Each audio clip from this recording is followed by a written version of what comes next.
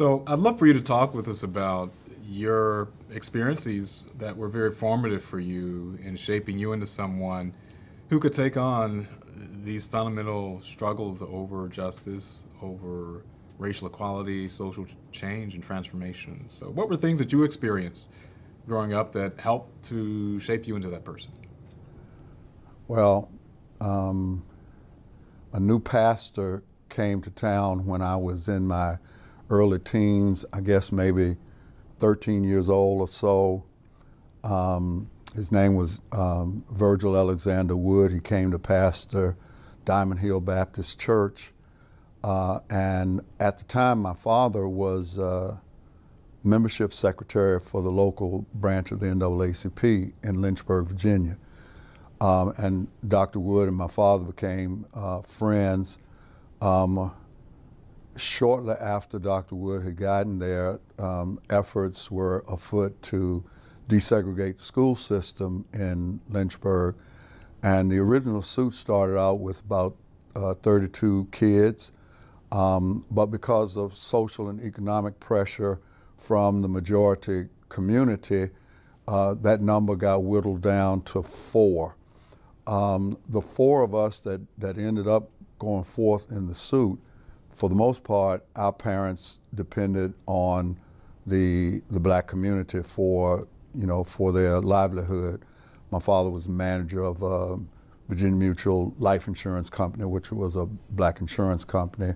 There was a local dentist, daughter. One of the participants' father worked on the train as a mail clerk. And so ended up 4 students suing the school system there. The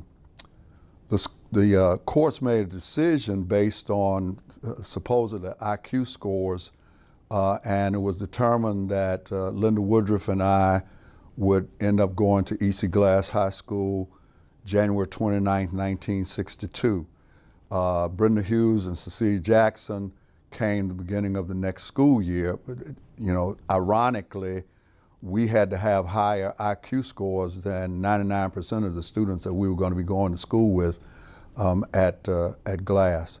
And so not only did I, become a school desegregator, but under the influence of Dr. Wood, I became, more of, I guess we were both called agitators at that time, and I became one of the youth leaders in the civil rights movement, and Dr. Wood served as my mentor and has been my mentor since that time. I was 14 when we actually desegregated the schools. 3 months later, Dr. Martin Luther King, at the request of Dr. Wood, came to Lynchburg to support our efforts. And of course, at that time, there were no Holiday Inns or Marriott hotels for African Americans to stay in when they traveled in the South. And so we stayed in homes of, local residents. Dr. King stayed at the home of Dr. Jackson.